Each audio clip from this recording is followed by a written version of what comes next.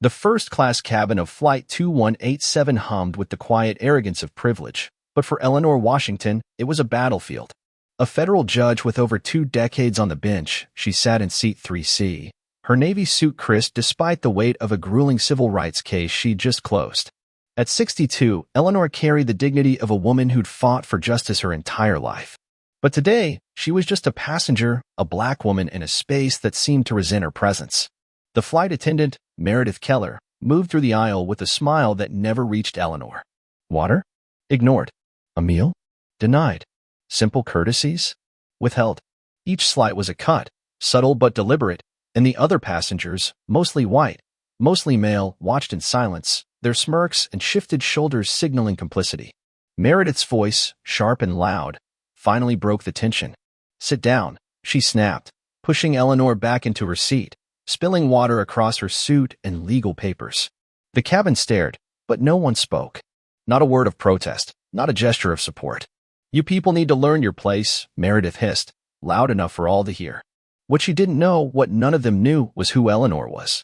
And with one phone call, made with the quiet authority of a woman who'd toppled giants, an entire airline would soon learn the cost of disrespect. Eleanor stood in the priority boarding line at Atlanta International Airport, her posture straight despite the exhaustion pulling at her.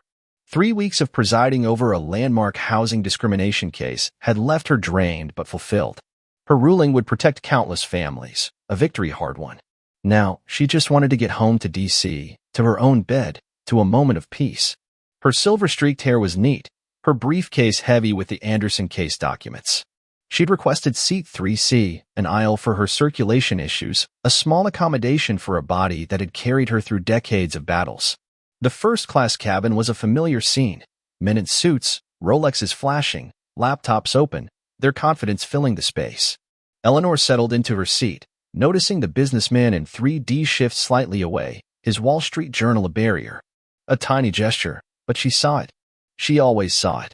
After 62 years as a black woman in America, her radar for bias was sharp. Meredith, the flight attendant, was already in a mood. Eleanor overheard her in the galley, complaining about entitled passengers who don't belong up front.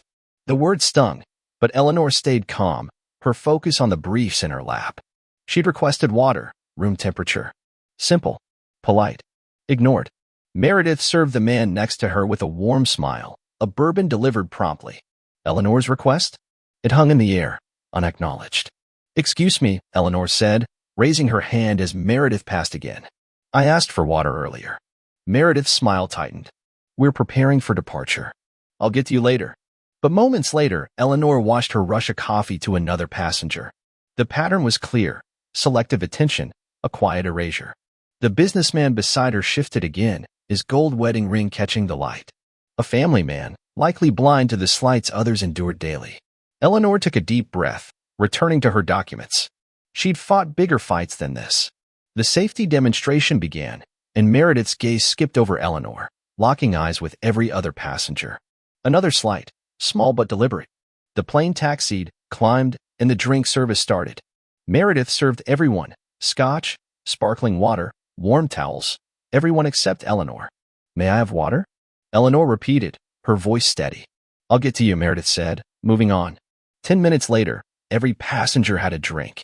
Eleanor had nothing. When she raised her hand again, Meredith's tone sharpened. You'll have to wait. I'm serving priority customers first. Priority customers. The words landed like a slap. The businessman smirked, a silent ally to the slight. Eleanor sat, her briefs open, the irony thick. She just ruled against systemic discrimination, yet here it was, in the air at 30,000 feet. The meal service brought more of the same. Eleanor had requested a vegetarian meal, noted in her reservation. We don't have any special meals left, Meredith said, her tone daring Eleanor to push back. I requested it when I booked, Eleanor said calmly. Could you check again? If I said we don't have it, we don't, Meredith snapped, loud enough for others to hear. She left Eleanor with a bread roll and a side salad, no dressing, no utensils. Meanwhile, others enjoyed hot entrees and linen napkins. The tray table wobbled, tilting dangerously. It's not my job to fix equipment, Meredith said when Eleanor pointed it out. Manage. Eleanor noticed an empty aisle seat ahead. She stood to move, needing space for her aching legs. Before she could take a step, Meredith's voice cut through. All passengers must stay in their assigned seats. Airline policy. Eleanor sat back down, only to watch a white passenger move to that same seat minutes later, Meredith assisting with a smile. Of course, sir. Let me help you. The double standard was blatant now, impossible to ignore. Still, no one spoke up. The cabin hummed with silence, thick with unspoken agreement. The in-flight entertainment screen froze. Eleanor pressed the call button, once, twice, 3 times. Meredith walked past each time, ignoring the light. Some people just want attention, she said to another passenger, loud enough for Eleanor to hear. They think that button makes them special. The passenger chuckled, another cut. Turbulence hit, and the seatbelt sign lit up. When it finally turned off, Eleanor stood to reach her medication in the overhead bin. She needed it. High blood pressure didn't wait. Before she could open the bin, Meredith's voice sliced through. Sit down now. I need my medication, Eleanor said, her voice calm but firm. The turbulence could return. Sit. Now. Meredith's tone was sharp, childish. Other passengers moved freely, but Eleanor was singled out. A man across the aisle, fresh from the lavatory, shook his head. Just listen to the staff, lady, he said. The cabin mumbled agreement, painting Eleanor as the problem. She stood again, reaching for the bin. Meredith rushed over, face red. I said sit. She shouted, pushing Eleanor's shoulder, forcing her back into her seat. The water pitcher in Meredith's hand tilted, soaking Eleanor's suit and the Anderson case papers. Gasps filled the cabin, but not for Meredith's actions, for Eleanor, the disruption. I apologize for the disturbance, folks, Meredith said, addressing the cabin as if Eleanor had caused the scene. These people always make trouble, someone muttered. No one offered a napkin. No one apologized. Eleanor sat, wet and humiliated, her dignity under siege. But something was shifting inside her. This wasn't just about water or a meal. This was about a system that let this happen, a system she'd spent her life dismantling. May I go to the lavatory to clean up? Eleanor asked, her voice steady despite the burn of shame. Return to your seat, Meredith commanded, blocking the aisle. The seatbelt sign was off, others moving freely. Eleanor pulled out her phone, typing notes, documenting every slight. Meredith noticed. What are you doing? Making notes, Eleanor said. No unauthorized recordings. Meredith snatched the phone. This is a security violation. That's my property, Eleanor said, her voice now edged with steel. You have no right. I'll hold it until we land, Meredith said, pocketing it. The lead flight attendant, Davis, backed her up. Procedures, ma'am, he said, condescending. The captain's voice crackled over the intercom. We're dealing with an unruly passenger situation. Please remain seated. Unruly. The label stuck to Eleanor, flipping reality on its head. She sat, soaking wet, her papers ruined, her phone gone. The cabin judged her, complicit in their silence. But Eleanor Washington wasn't just a passenger. She was a federal judge, a woman who'd faced giants and won. In that moment, her patience snapped. This wasn't about her. It was about every person who'd ever been dismissed, ignored, humiliated. She reached for her briefcase, her expression hardening. The cabin didn't know it yet, but the tide was about to turn. Eleanor Washington sat in her soaked seat, the weight of the first-class cabin's silence pressing against her. The label, unruly passenger, hung in the air, a lie that stung more than the cold water seeping through her suit. But Eleanor wasn't just any passenger. She was a federal judge, a woman who'd spent decades bending the arc of justice. Her hand moved to her briefcase, steady despite the chaos. She wasn't fighting for a glass of water or a vegetarian meal. She was fighting for every person who'd ever been made to feel invisible. With one move, she'd turned this flight upside down. The cabin didn't know it yet, but Meredith Keller's world was about to unravel, and an entire airline was about to face a reckoning. Eleanor's fingers closed around her leather wallet, the gold seal of the United States courts glinting as she pulled it free. She stood, water dripping onto the carpet, her posture radiating a quiet authority that silenced the cabin. The businessman in 3D lowered his newspaper. The woman who'd smirked earlier froze mid-sip. Even Meredith, still clutching Eleanor's phone, faltered, sensing something shift. I am federal judge Eleanor Washington of the United States District Court for the District of Columbia, Eleanor announced, her voice clear, each word a gavel strike. You, Miss Keller, have discriminated against me based on my race. You have physically assaulted a federal judge, confiscated my property without cause, and damaged court documents critical to a landmark case. The cabin went still, the hum of the plane the only sound. Meredith's face drained of color, her confidence crumbling like dry sand. She looked to Davis, the lead flight attendant, but he stepped back, his earlier smugness gone. Passengers who'd grumbled about rule breakers now stared at their trays, realizing they'd misjudged the scene. Eleanor opened her briefcase again, pulling out a small black device, her government-issued secure phone. Unlike her personal phone, this one carried the weight of federal power. She pressed a button, her movements deliberate. "This is Judge Washington," she said into the device, her tone the same she used to deliver verdicts. "Connect me to Chairwoman Richards immediately." Meredith leaned toward Davis, her whisper loud in the silence. "Who's Chairwoman Richards?" Davis's face was pale, his voice barely audible. "Margaret Richards, head of the National Airline Association. She outranks our CEO." The name hit the cabin like a shockwave. Passengers exchanged glances, confusion turning to unease. The businessman who'd told Eleanor to just listen now studied his shoes, his earlier bravado gone. Eleanor's call connected, and her voice carried a new edge, one of a woman who'd navigated power for decades. "Margaret," Eleanor said, the single word signaling a bond between two women who'd climbed steep ladders. "I'm on flight 2187, and I'm experiencing something that requires immediate intervention." The conversation was brief, but every word landed like a stone. "Yes, physical contact was made," Eleanor said, her voice steady. "No intervention from staff or passengers. The Anderson case documents are damaged. This is systemic, not isolated. I agree, decisive action is needed. I'll stay on board until they arrive." She ended the call and turned to Meredith, her gaze unyielding. "You have 3 minutes to return my property and provide your full employee information. This aircraft will land at the nearest airport, where airline executives and the FAA will be waiting." Meredith's hands shook as she fumbled in her pocket, pulling out Eleanor's phone and extending it like a child caught stealing. "This is a misunderstanding," she stammered, her voice cracking. "If I had known who you were." Eleanor raised a hand, silencing her instantly, the same gesture that stopped lawyers mid-argument in her courtroom. "That's the problem, Miss Keller. Justice shouldn't depend on titles. Dignity isn't reserved for those with power." The words weren't just for Meredith. They were for the entire cabin, for every passenger who'd stayed silent, for a system that let prejudice fester unchecked. The captain's voice crackled over the intercom, cutting through the tension. "Ladies and gentlemen, we've been instructed to divert to Charlotte Douglas International Airport. Flight attendants, prepare for landing." Confusion rippled through the cabin. Passengers checked their phones, muttering about delays, unaware they were witnessing history. Eleanor sat, her posture regal despite her wet clothes. No one met her eyes now, not out of dismissal, but shame. The woman they'd ignored, judged, and dismissed was no longer invisible. She was a force, and her authority was reshaping the air around them. Meredith stood frozen, clutching the water pitcher, her career unraveling with every second. Davis whispered to her, urging her to move, but she seemed paralyzed, the weight of her actions crashing down.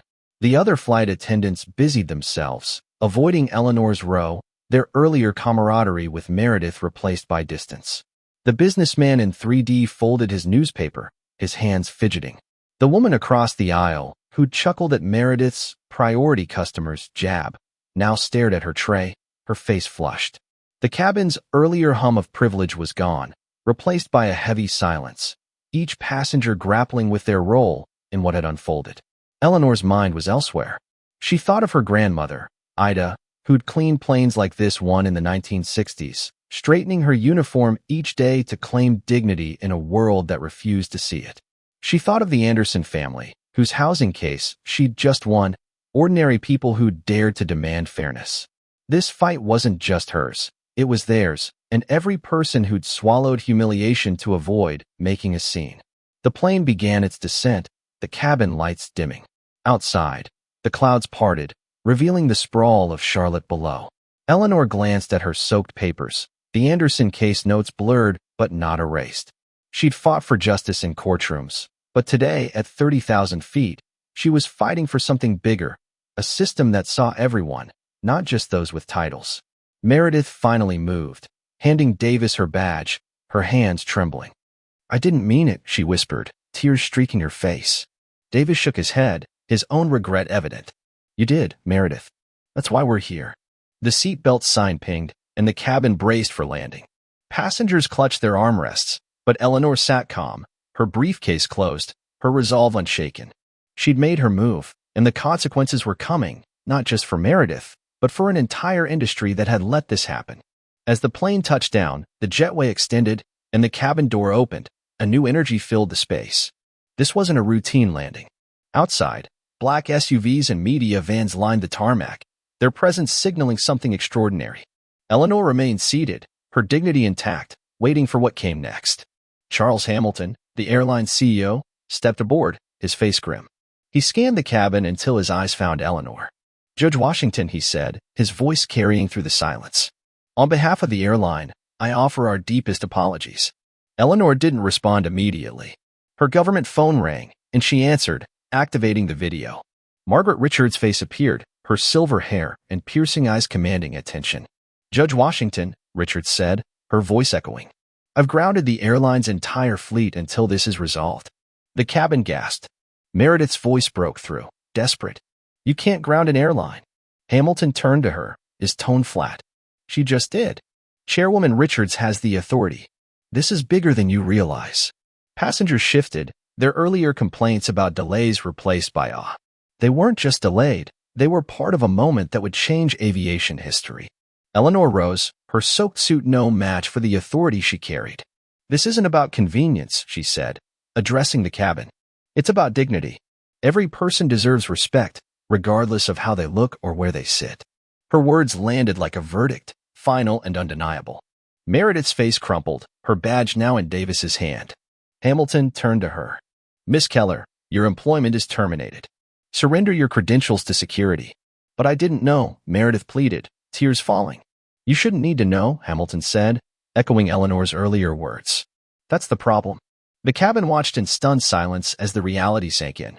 Eleanor had done more than defend herself. She'd exposed a system that failed everyone.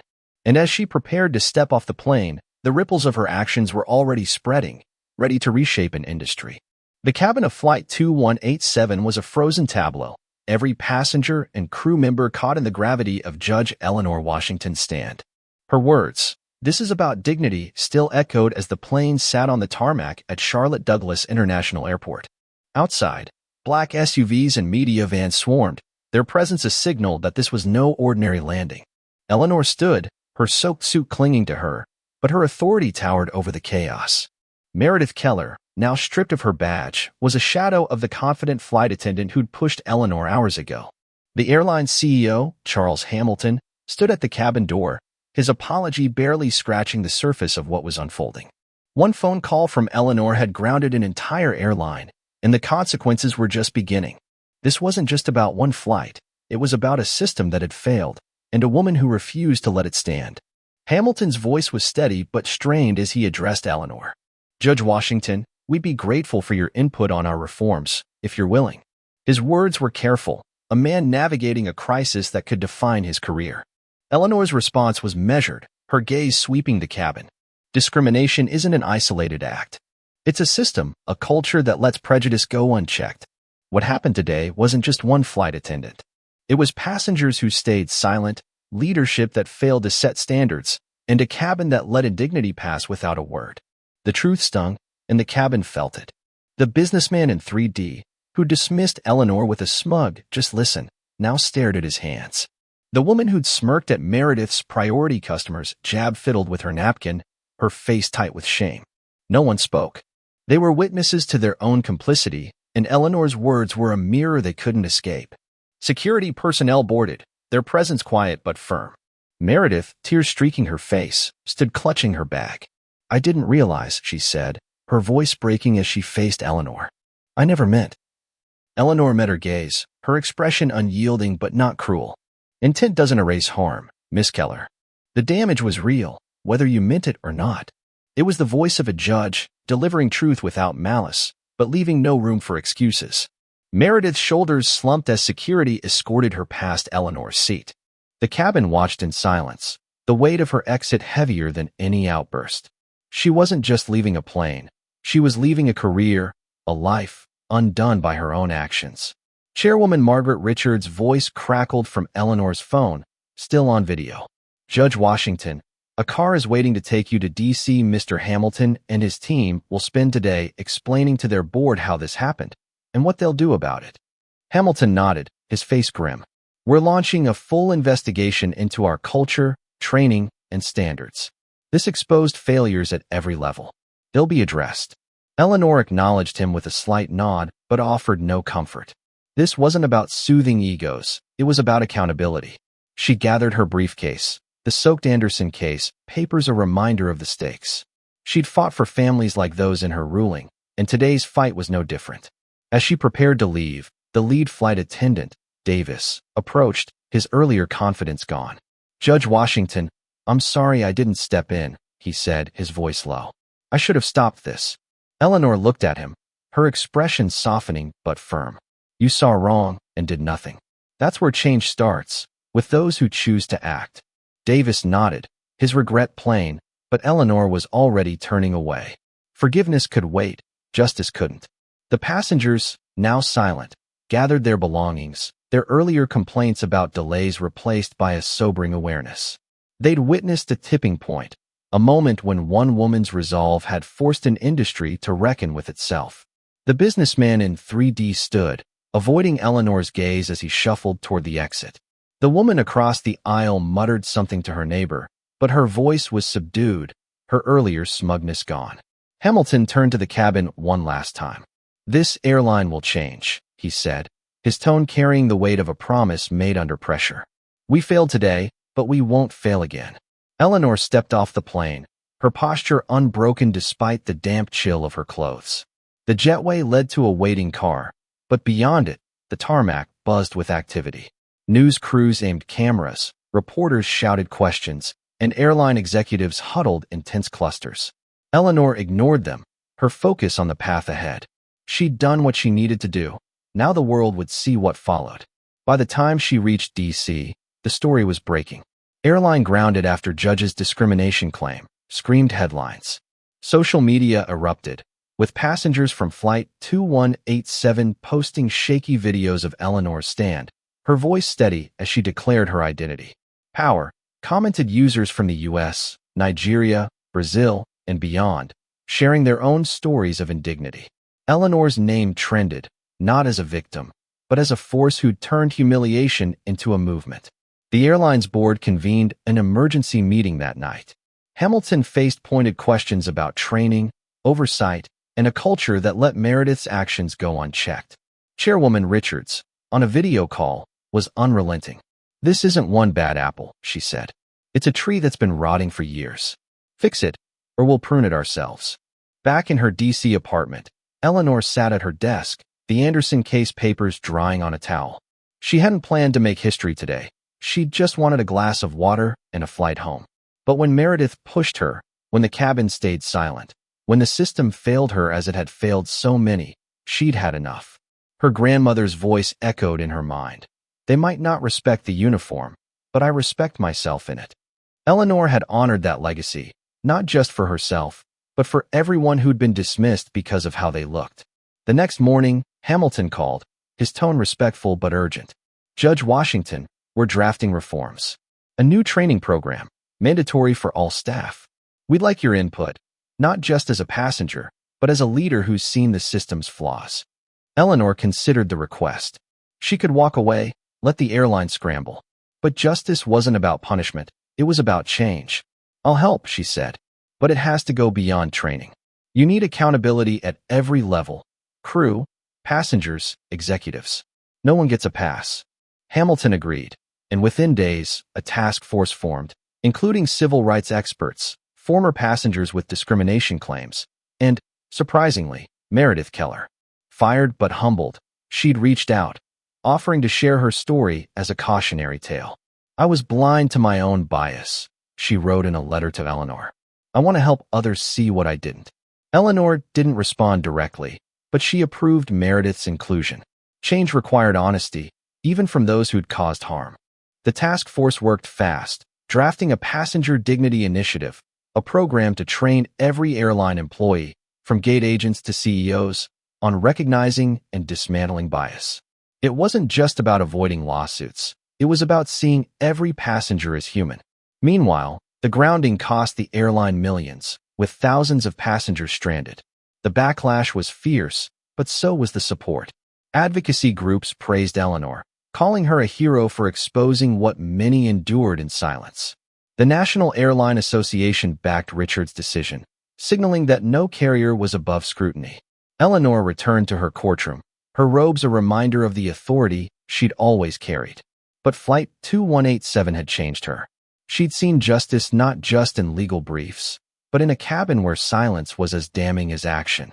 As she prepared for her next case, her phone buzzed with a message from Richards. "We're announcing the initiative next month. Will you stand with me?" Eleanor paused, then typed back, "Yes." This wasn't the end. It was the beginning of a fight that would ripple far beyond one flight, one judge, one day. The fallout from Flight 2187 was seismic, its shockwaves rippling through newsrooms, boardrooms, and living rooms across the globe. Judge Eleanor Washington had grounded an airline with a single call, exposing not just one flight attendant's prejudice, but a system that allowed it to thrive. Now, a month later, she stood at the National Airline Association's headquarters in Washington, D.C., beside Chairwoman Margaret Richards, ready to unveil a reckoning. The press conference was packed, cameras flashing, reporters scribbling, the air thick with anticipation. Eleanor's judicial robes draped her shoulders, a symbol of the authority that had been invisible on that flight, but was now undeniable. This wasn't just about one woman's stand. It was about rewriting the rules of an industry. As the world watched, Eleanor and Richards laid out a plan to ensure no passenger would ever feel invisible again, and the echoes of that day in the sky were about to change everything. Richards stepped to the podium first, her silver hair catching the light, her voice commanding the room. "Today, we begin a new era in aviation," she said, her eyes scanning the crowd. "Dignity isn't a privilege, it's a right. Every passenger, every flight, every time." She gestured to Eleanor. Judge Washington's experience on Flight 2187 exposed a failure we can no longer ignore. This industry will change, starting now. Eleanor stood tall, her expression calm but resolute. She didn't need to raise her voice. Her presence spoke volumes. "What happened on that flight wasn't just about me," she said, her words measured, cutting through the room. "It was about every person who's been dismissed, ignored, or humiliated because of how they look. Dignity doesn't depend on a title or a seat number. It's owed to everyone." The crowd was silent, hanging on her words. Behind her, a screen displayed the Passenger Dignity Initiative, a mandatory training program for every airline employee, pilots, attendants, gate agents, CEOs. It wasn't a quick fix or a PR stunt. Designed by a diverse task force, including civil rights experts, passengers with discrimination stories, and even Meredith Keller, it aimed to dismantle bias at every level. "This isn't about avoiding mistakes," Eleanor continued. "It's about seeing the humanity in every person who boards a plane." The initiative was unprecedented, the largest coordinated training effort in aviation history. Every major carrier had signed on, under pressure from Richards and the public outcry that followed Flight 2187. Airlines faced a choice: adapt or face scrutiny from regulators and passengers alike. The program didn't just teach rules, it challenged employees to confront their own assumptions, using real stories like Eleanor's to drive the point home. Meredith's inclusion was the biggest surprise. Fired and humbled, she'd volunteered to help, sharing her story in a public interview that stunned viewers. "I thought I treated everyone the same," she said, her voice raw. "But I didn't. I saw Judge Washington and made assumptions I never questioned. I was wrong, and I hurt people. I want to help others avoid my mistakes." Her candor sparked debates online, with some calling her a scapegoat, others praising her growth. Eleanor had approved her involvement, not out of forgiveness, but because real change required facing hard truths, even from those who'd caused harm. The press conference wasn't just a policy rollout, it was a cultural shift. Reporters fired questions. "How will you enforce this?" one asked. Richards didn't flinch. "Compliance is mandatory. Non-compliant airlines risk sanctions, including grounded fleets." Another asked Eleanor, "Do you think this will actually change anything?" She paused, then said, Change starts when people stop looking away. This initiative forces us to look. Social media buzzed as clips of the event went viral. Power commented users from South Africa, India, Canada, and beyond, sharing stories of their own encounters with bias. Flight 2187 wasn't just a news story, it was a movement, with Eleanor as its reluctant catalyst. Advocacy groups rallied behind her, and passengers began demanding placards in every seat pocket. Every passenger deserves respect. Report discrimination immediately. Meanwhile, at the National Judicial Conference, Eleanor addressed hundreds of federal judges, her reputation now a beacon beyond the courtroom.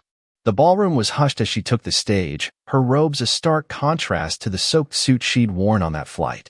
"We think justice lives in our rulings," she said, her voice steady. "But on Flight 2187, I learned it lives in everyday moments, in how a flight attendant pours water, how a passenger reacts, how we respond to wrong." Behind her, a screen showed her grandmother, Ida, in her 1960s cleaning uniform, standing proud beside a plane. "My grandmother taught me dignity isn't given, it's claimed," Eleanor said, emotion breaking through. "She cleaned planes like the one I was on, and she wore her uniform with pride, even when others looked through her." Today, because of what happened, flight crews aren't just cleaners, they're pilots, captains, leaders. And they're seen. The image shifted to modern flight crews, Black, Hispanic, Asian, Muslim women in hijabs, all standing tall. The judges, a room of power, sat riveted. "Justice isn't passive," Eleanor said. "It demands we act, even when it's uncomfortable.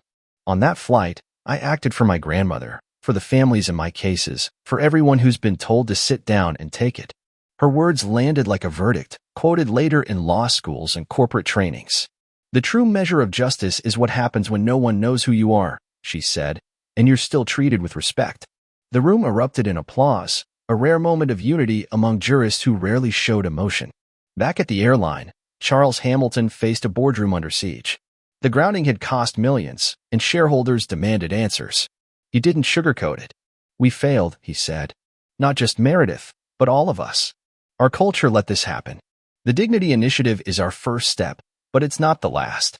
He announced new policies, anonymous reporting for passengers, bias audits, and diversity in leadership.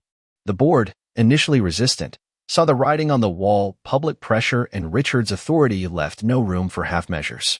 Meredith, now jobless, began speaking at small aviation forums, her story a cautionary tale. "I didn't see my bias until it cost me everything," she told one crowd, her voice shaky but honest. "I'm not asking for pity, I'm asking you to look at yourselves." Some attendees scoffed, but others listened, her words a mirror for an industry grappling with its flaws. Eleanor, back in her D.C. courtroom, felt the weight of her new role. She hadn't sought the spotlight, but it found her. Letters poured in, passengers sharing their stories, flight attendants vowing to do better, even a note from the businessman in 3D, apologizing for his silence. "I didn't speak up," he wrote. "I won't make that mistake again." Eleanor filed the letter away, a reminder that change was possible, even in small ways. As the Dignity Initiative rolled out, early reports showed promise. Flight crews greeted passengers with genuine respect, and complaints about bias dropped. Placards appeared in seat pockets, a quiet but constant reminder of the new standard. But Eleanor knew this was just the start. Systems didn't change overnight, and prejudice ran deep. Still, she'd planted a seed, and it was growing. One evening, Richards called. "The initiative's gaining traction, but we need to keep the pressure on," she said. "Will you speak at the next aviation summit?" Eleanor hesitated. She was a judge, not a crusader. But then she thought of Ida, of the Anderson families, of the passengers still boarding planes, hoping to be seen. "I'll be there," she said. Flight 2187 was no longer just a flight number. It was a symbol, a line in the sand. Eleanor had drawn it, not with anger, but with the quiet power of someone who'd spent a lifetime fighting for what was right. As she prepared for the summit, she knew the battle wasn't over. But for the first time, the industry was listening, and that was a victory worth fighting for. 2 months after Judge Eleanor Washington's stand on Flight 2187, the aviation industry was still reeling, its transformation playing out in headlines and hushed conversations. The Passenger Dignity Initiative was now mandatory, reshaping how airlines treated every passenger, from first class to economy. Eleanor, back in her D.C. courtroom, hadn't sought this fight, but it had found her, and her resolve had sparked a movement. Today, she boarded a new flight, this time for a vacation, a rare moment to rest after a lifetime of battles. As she stepped onto the plane, the crew greeted her with genuine respect, not because they knew her title, but because the industry had learned a hard lesson. Flight 2187 was no longer just a memory, it was a turning point, a moment when one woman's refusal to be invisible forced an entire system to see everyone. Eleanor's fight wasn't over, but as she settled into her seat, she knew justice had taken flight, and its wings were spreading far beyond the skies. The airport terminal buzzed with the usual chaos, but Eleanor moved through it with her trademark calm. Her navy suit was replaced by a comfortable travel outfit, her briefcase swapped for a small carry-on. At 62, she carried the weight of her victories, decades on the federal bench, a landmark housing case, and now, an industry-wide reform. The boarding line was quick, and as she stepped onto the plane, the lead flight attendant, a young black woman, smiled warmly. "Good afternoon, ma'am. It's an honor to have you with us." The words weren't about Eleanor's title. They were the new standard, a greeting ode to every passenger. The first-class cabin was quieter than Flight 2187's, the air free of the tension that had marked that day. Eleanor took her seat, 3C again, and noticed a small placard in the seat pocket alongside the safety card. Every passenger deserves equal respect and dignity.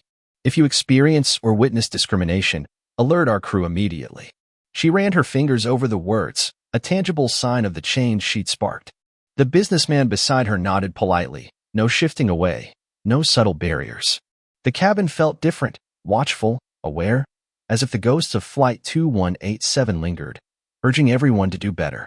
The flight attendant, Aisha, moved through the cabin with efficiency and warmth, offering water, coffee, and smiles to all.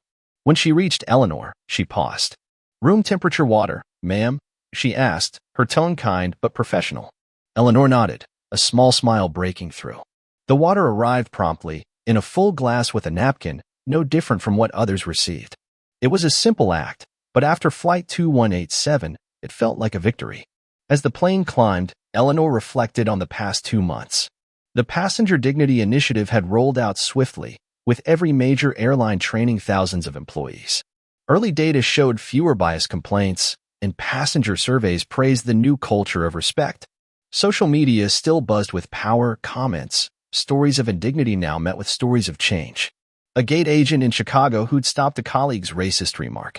A pilot in Dallas who'd ensured a Muslim passenger's meal preference was honored. Small acts, but they added up, each one a ripple from Eleanor's stand. Meredith Keller, once the villain of Flight 2187, had become an unlikely voice for reform. Her speeches at aviation forums were raw, unflinching. "I didn't see my bias until it cost me my career," she told one crowd, her voice steady despite hecklers. "I'm not here for forgiveness. I'm here to make sure you don't make my mistakes." Her story was now part of the Dignity Initiative's training, a case study in how prejudice could blind even those who thought themselves fair. Eleanor had watched one of Meredith's talks online, noting the woman's growth. It wasn't absolution, but it was progress. Charles Hamilton, the airline CEO, had kept his promise. The airline's new policies, anonymous reporting, bias audits, diverse hiring, were setting a standard others followed. He'd personally called Eleanor to share updates, his tone no longer defensive but collaborative. "We're not perfect, Judge Washington," he'd said, "but we're trying." She'd advised him to include passengers in the process, creating advisory boards to ensure accountability. He'd listened, and the first board was already meeting. Chairwoman Margaret Richards had become a close ally, her authority ensuring the initiative's teeth. At the aviation summit last week, Eleanor had stood beside her, addressing a room of industry leaders. "This isn't about compliance," Eleanor had said, her voice carrying the weight of her bench. "It's about humanity. You don't need to know someone's title to treat them right." The room, once skeptical, had applauded, a sign that the message was sinking in. Back in her courtroom, Eleanor had seen the impact closer to home. A young lawyer, inspired by Flight 2187, had cited Eleanor's story in a discrimination case, arguing that silence was complicity. The judge, Eleanor's colleague, had nodded, ruling in the plaintiff's favor. Letters still arrived, from passengers, crew, even the businessman in 3D, whose apology had grown into advocacy. He'd started a blog, sharing his journey from bystander to ally, urging others to speak up. The flight reached cruising altitude, and Aisha began the meal service. Eleanor's vegetarian meal arrived, hot, and complete. No excuses or shortages. She ate quietly, her thoughts drifting to her grandmother, Ida, who'd cleaned planes in an era when respect was a dream. I respect myself in it, Ida had said of her uniform. Eleanor had honored that, not just on Flight 2187, but every day since, using her power to lift others. A soft chime signaled the captain's announcement. Folks, this is your captain. We're proud to fly with you today and committed to a journey that respects everyone. If you see or experience anything less, let us know. The words, now standard across the airline, were a direct result of Eleanor's fight. Passengers nodded, some glancing at the placards, a reminder that the cabin was no longer a place for silence. As the plane descended, Eleanor looked out the window, the coastline sparkling below. She hadn't planned to change an industry. She'd just refused to swallow indignity. But in doing so, she'd given voice to countless others, from her grandmother to the families in her housing case to the passengers boarding planes today, expecting respect. The fight wasn't over. Prejudice was stubborn, and systems slow to shift. But the arc was bending, and Eleanor had pushed it hard. The plane landed smoothly, and as Eleanor stepped off, Aisha met her at the door. "Safe travels, ma'am," she said, her smile genuine. Eleanor nodded, her carry-on light in her hand. The terminal ahead was busy, but she walked with purpose, her vacation a brief pause before the next summit, the next case, the next chance to demand justice. Flight 2187 had been a spark, but its fire was spreading. Airlines now trained for dignity, passengers spoke up, and crew members saw their roles as guardians of respect. Eleanor's name was etched in that change, not as a hero, but as a woman who'd said enough when no one else would. As she left the airport, a placard's words echoed in her mind. A journey that honors everyone's humanity. It was a promise, and for the first time, the skies felt closer to keeping it.